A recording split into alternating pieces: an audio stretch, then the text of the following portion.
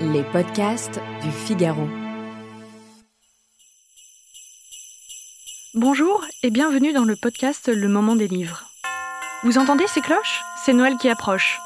Chaque année revient le temps des rires, des chants et des cadeaux. Or, quoi de mieux que de mettre au pied du sapin un livre ? Mais quel livre ? Un roman ? Un essai ? Une BD ? Voilà la question à laquelle nous allons tenter de répondre aujourd'hui. Je m'appelle Alice Develay et je suis avec Marie-Rose Garnieri, libraire et fondatrice de la Librairie des Abbesses, créatrice du prix Vepler qui a remis depuis sa création en 1998 plus d'une vingtaine de prix à d'excellents auteurs, citons dans le désordre Élisa Choix du Sapin, Anthony Passeron, Olivia Rosenthal, Richard Morguiev, Antoine Volodine ou encore Laurent Mauvigné. Bonjour Marie-Rose Garnieri. Bonjour Alice. Comme nous, vous avez lu la rentrée littéraire, les grands prix du printemps, Jean-Baptiste Andréa, prix Goncourt, Neige Chino, prix Femina et Goncourt des lycéens, Anne Scott, prix Renaudot. Mais moi, j'aimerais vous demander aujourd'hui vos coups de cœur de cette année. Alors, quel livre vous nous recommandez ? Bon, alors bien sûr, en plus de Neige, Chino, bien sûr que je passe au-dessus de tout, mais je crois qu'on en a beaucoup parlé. Je pourrais rajouter, bien sûr, ma pierre à l'édifice, mais bon, je vais essayer de vous faire découvrir peut-être 4 nouveaux livres pour ce beau sapin que vous êtes en train de préparer. On a hâte de vous entendre. Donc voilà, alors bon, j'ai choisi donc le premier livre, c'est Élisa Choix du Sapin, c'est son 4e roman, et donc elle est éditée aux éditions Zoé, donc j'aime bien aussi rendre hommage aux éditions Zoé, cet éditeur suisse qui travaille vraiment de façon remarquable. Alors ce livre, c'est le retour d'une jeune femme vers son Périgord natal, où elle va retrouver sa sœur suite au décès de son père. Ensemble, alors sa sœur qui, elle, est aphasique, donc on ne sait pas pourquoi elle a été aphasique, donc sans langage, mais malgré cela, alors elle était scénariste aux États-Unis et elle travaillait sur W ou les souvenirs d'enfance de Pérec. Le choix de Pérec n'est pas anodin puisque elle a affaire à cette sœur qui ne parle pas. Donc voilà, c'est les silences et comment on retrouve et comment on refait lien quand on s'est séparés depuis plusieurs années. C'est des retrouvailles. C'est des retrouvailles autour d'une maison qu'on va débarrasser, qui va se transformer en pigeonnier moyenâgeux. Et donc, en débarrassant cette maison, ces choses très pragmatiques, très concrètes que tout le monde connaît, il y a au fil derrière ces mots, ce silence, ce lien imperceptible entre ces deux sœurs. Et c'est assez beau parce que le texte prend sa profondeur comme ça, par un chant qu'il y a derrière cette narration. Et on est assez bouleversé, comme une petite pluie comme ça qui entre en vous et qui fait que vous êtes de plus en plus ému et vous êtes de plus en plus intéressé par ce que c'est que d'abord la filiation, ce que c'est que la mémoire, ce que c'est que le nouveau monde et ce que c'est qu'avoir une sœur. Oui, et puis Élisa Choix du Sapin, c'est une vraie écrivain, c'est une écrivaine. Poétesse, un peu. Quand on lit sa plume, moi ça m'a remis dans les billes du Pachinko avec cette pluie fine, ces détails de la nature, ce silence qui a toutes ces nuances, de la solitude, de la beauté, du temps qui passe, du temps qu'on a envie de retenir. Moi j'étais très touchée par ce livre. Il y a une lumière, il y a comme ça une profondeur, il y a un temps suspendu derrière cette narration.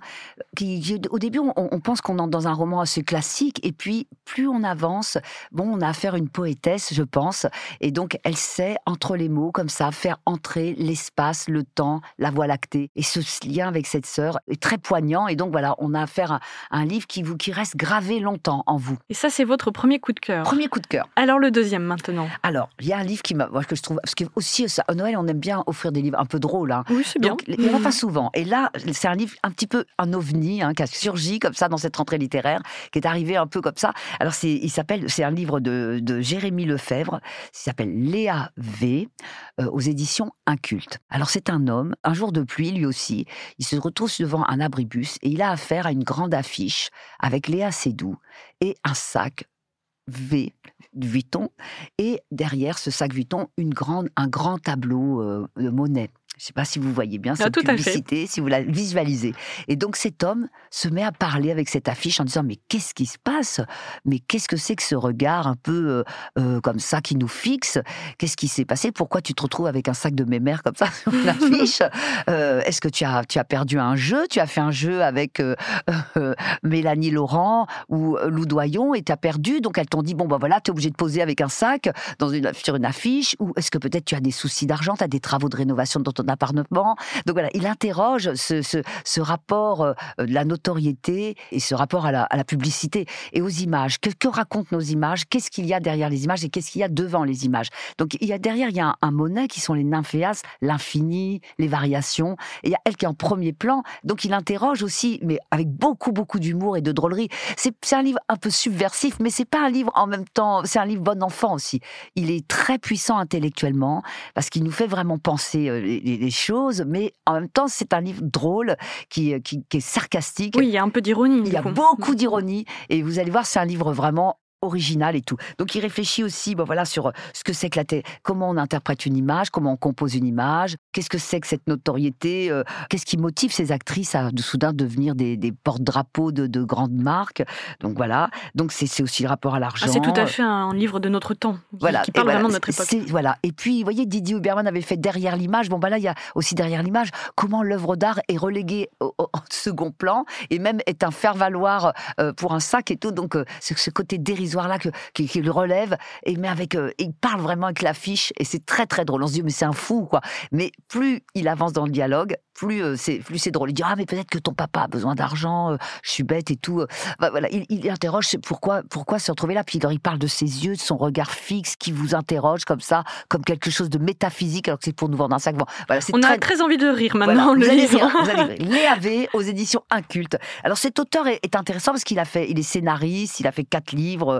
Déjà 6 livres, c'est son 6e livre. Donc voilà, c'est vraiment quelqu'un, c'est son 6e roman, vous voyez. Donc c'est quelqu'un.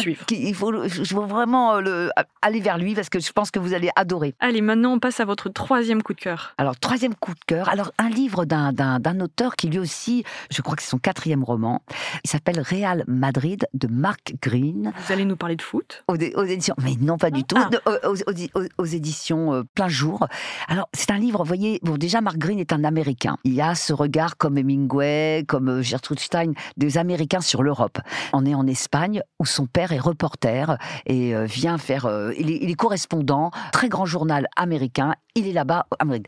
Eux, ils habitent dans une très grande avenue, qui est la plus belle avenue où il y a tous les étrangers, tous les artistes qui vivent là. D'ailleurs, on appelle cette avenue la Costa Fleming parce que on a l'impression de vivre en vacances, d'être en vacances dans cette avenue. Et donc cet enfant, à hauteur d'enfant, donc c'est 20 ans de l'histoire de l'Espagne, mais de toute façon pas du tout didactique. C'est cet enfant qui regarde son père, qui lui a toujours une raquette dans son coffre pour taper la balle. Il dit mais moi je ne suis pas européen, je suis de Gibraltar.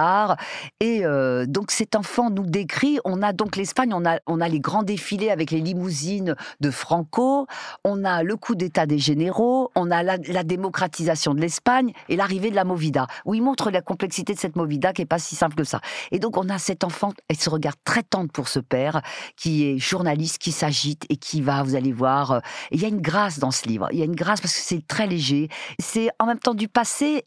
C'est quelque chose de frais et en même temps il y a un peu de nostalgie sur une Europe qui s'est d'un seul coup mondialisée et où on perd toutes les particularités de chaque culture, de chaque pays européen. Et comme vous venez de dire que c'était à hauteur d'enfance, comment l'écriture, on est dans la peau de l'enfant quand on lit? Alors il parle pas en bébé, mais il regarde son père, on voit qu'avec l'admiration qu'ont les enfants. Ils n'ont pas encore le regard critique, vous voyez, qu'on peut avoir quand le père ou la mère descendent. Donc c'est encore un héros, c'est encore un héros. Le père, à un moment, il y a une très grande rockstar qui vient en Espagne et qui meurt. Alors donc sa rédaction, il dit, t'es le seul correspondant, il faut que tu trouves ce grand chanteur de rock dans la morgue, il faut absolument, t'es le seul qui peut nous donner des images et tout. Alors le père part avec sa voiture et cherche dans tous les hôpitaux de Madrid où est cette rockstar, et bien sûr il la retrouve, il la photographie, et donc il a vraiment, c'est un héros. Donc voilà, c'est ça qui est très beau, c'est le regard en même temps, parce qu'il a perdu ses 2 parents, donc c'est un regard en même temps comme quand on regarde une photo de ceux qu'on a aimés et qui vous ont formé, il y a un peu de nostalgie, mais il y a de la grâce, il y a du rire, il y a la lumière de l'Espagne, on voit très très bien Madrid, l'atmosphère de Madrid, et donc c'est vraiment, puis cette avenue, on la sent quoi. Voilà, il y a la chaleur, et puis il y a ce lien. Et puis lui, alors après quand il devient plus grand, il va vivre en France, donc il fait l'aller-retour entre Madrid et Paris. Et donc vous allez voir, il y a aussi ce mouvement-là qui est très touchant, quoi. Voilà. Donc, C'est un livre Réal que je Madoya. recommande. Dès que vous entrez dans la première page, vous avez une voix qui vous emmène et vous partez. Et c'est vraiment une bouffée de bonheur et d'amusement aussi et tout. Vous auriez presque même pu le mettre en premier coup de cœur, tellement on a envie de vous lire maintenant en Oui, c'est l'entendant. vrai, c'est donc, vrai. Et votre 4e coup de cœur, Alors, alors le 4e coup de cœur, c'est Arthur Dreyfus, parce que vraiment, là, c'est un livre un peu un ovni, aussi, aux éditions POL. Ça s'appelle La troisième main. C'est très original. On pense à Marie Shelley, à Oscar Wilde, on pense à Stevenson, puisque c'est un homme qui s'appelle Paul Marchand, qui, en pleine Première Guerre mondiale, est opéré par un médecin parce qu'il prend une balle dans le ventre. Et il y a un médecin un peu fou qui l'opère, mais qui lui greffe donc une troisième main. Donc avec D'où le titre. D'où le titre. Alors cette troisième main, elle est diabolique. Elle le fait être beaucoup plus performant dans l'usine, par exemple, où il travaillait au début. Ensuite, il va devenir magicien. Mais c'est aussi une main où il y a pulsions les plus folles qui surgit de cette main qui lui fait faire n'importe quoi. Donc voilà. Donc il est. Ça fait penser aux pulsions de mort de Freud. On a l'impression voilà, quelque c'est chose ça. comme ça. En fait, c'est notre inconscient. Voilà, Ah, la troisième d'accord. main, c'est notre inconscient. Il est bien Freud C'est quelque aussi part. un magicien. Donc il va voir, il fait des tours de magie exceptionnels et tout. Donc il subjugue un peu le genre. Il lui donne un très grand succès. Donc c'est une sorte de conte gothique assez fantastique, assez original, très brillant, drôle, assez épais, et vous entrez un petit peu comme dans Marcel Aimé dans un monde qui est formidable, quoi. Et c'est vraiment la surprise de ce roman parce que ça fonctionne très bien. Cette troisième main est une super idée et vous allez voir, on suit le personnage et on est dans une atmosphère un peu, voyez, des romans du 19e, quoi. Voyez, un peu sulfureux comme ça. Donc c'est vraiment un livre épatant pour les gens qui aiment bien se saisir d'un gros livre et un peu changer d'époque. Donc voilà, vous allez voir, c'est un bonheur aussi de lecture. Pour moi, c'est un des livres remarquables de cette rentrée. Donc votre 4e coup de cœur, on l'a compris. Est-ce qu'il y aurait un petit 5e coup de cœur, un bonus, on va dire ça comme ça ? Voilà, il y a un livre vraiment pour moi qui a été très entêtant, qui continue d'ailleurs de vous hanter, de me hanter, c'est le même que le mien. de me faire penser. C'est Neige Sino, Triste Tigre aux éditions POL. Vous savez que quand ce livre, déjà quand j'ai entendu le sujet, j'ai compris que c'était pas un livre dans l'air du temps. J'ai compris que c'était un livre qui allait vraiment explorer la question du mal, ce que c'était que la domination, ce que c'était que la déshumanisation aussi, comment vous pouvez être l'objet d'un autre sous son pouvoir et comment vous pouvez être déshumanisé au point que vous êtes que l'objet de ses fantasmes. Et vous le conseillez sous le sapin ? Alors oui, parce que je trouve que c'est un livre avec lequel d'abord, il y a une très grande hospitalité dans ce livre parce qu'elle pense en faisant ce livre. C'est un livre qui est très intelligent. Et en même temps, elle vous convie à la penser. C'est-à-dire qu'il y a une grande interaction avec le texte. On pense, nous aussi, en même temps qu'on le lit, on dit « Ah oui, ça, c'est vrai. » C'est le viol d'un adulte sur une jeune fille. C'est le beau-père. Bien sûr, comme tous ces hommes un peu pervers, ils sont des héros à la face. Ils ont une face comme ça, très solaire, très lumineuse, actif, constructif et tout. Et donc, c'est comment on vous met dans l'isolement, comment on vous met dans le silence, comment on vous impose silence, comment vous êtes comme ça, prisonnière d'un système tout à fait rodé, où on vous êtes une proie pour cette personne et qui essaye de faire croire que vous êtes sa complice. Il essaye de se faire croire pour pouvoir perpétuer son crime. C'est un crime. Bien, c'est grave. Eh bien, il vous enferme et vous met dans une situation où vous ne pouvez pas du tout vous délivrer. Donc, c'est une absence de liberté et une soumission qui vous est insupportable. Mais Neige Sino, justement, sa grande force, c'est qu'à travers son livre, la littérature, elle s'interroge que peut la littérature, que peut l'écriture face à la violence, et ça transcende même le sujet, parce que ce n'est plus cette violence telle quelle, mais la violence, toutes les violences. Voilà. C'est le mal. Qu'est-ce que le mal ? Bon, voilà un peu. Elle parle la banalité du mal. La banalité du mal, c'est une réflexion. C'est la littérature et le mal. Ouais. D'ailleurs, elle dit aussi une chose, c'est que la littérature. Oui, c'est bataille. Mais elle dit d'ailleurs, la littérature n'est pas là pour me sauver. Je suis pas là pour me consoler. Mais c'est pas thérapeutique. Je vais vivre avec. Quand il y a un crime, il y a un crime. Vous vivrez avec ce crime. Donc elle démontre ça tranquillement, mais en disant que par ailleurs, elle écrit, mais ce n'est pas une littérature de la thérapie, c'est pas une littérature thérapie, c'est une littérature qui essaie d'énoncer, de défricher et d'explorer ce que c'est le mal pour que nous puissions, nous aussi, nous armer et avoir une grande acuité sur toutes les formes subtiles et un peu insidieuse que peut prendre le prédateur sur les autres. Donc c'est un livre, c'est un enchantement parce qu'il y a aussi une clarté. Paradoxalement, on va dans un lieu scabreux Et c'est pas un livre qui veut faire justice non plus. Elle a fait appel à la justice, elle a eu gain de cause, mais elle montre aussi combien ce tabou, parce que c'est un tabou de la société aussi, quand elle annonce, quand elle est partie de la maison pour sauver ses frères et sœurs, elle dit, faut que je parle, je peux pas garder silence là-dessus, il faut que je dise qui est cet homme. Elle a affaire à un village qui ne lui adresse plus du tout la parole. Jean, mais qu'est-ce que tu viens de nous raconter ces choses-là? On ne veut pas en entendre parler. C'est des choses dont on ne veut pas entendre parler. Et là où elle fait un travail littéraire exceptionnel, c'est que justement, elle met des mots sur des choses elle va très loin, elle est très fine. Et même, on dirait que cette jeune femme, enfant déjà, était écrivain. Parce qu'elle a tout observé, elle sortait de son corps et elle regardait. Elle essayait déjà d'interroger à qui elle avait affaire et qu'est-ce qui poussait cet homme, comme ça, à lui tomber dessus.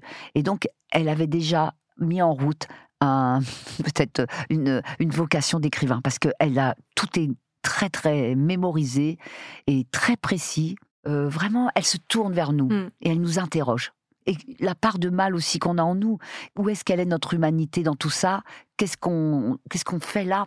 Voilà, c'est un livre exceptionnel, vraiment. Je crois que c'est pas la question du sujet, parce que c'est un livre littéraire et c'est très important de ne pas éluder ces questions-là, parce que c'est des questions qui n'ont pas à voir seulement que dans la sexualité, mais ça a à voir aujourd'hui dans tout ce qui nous arrive. 5e coup de cœur, mais vraiment le plus gros.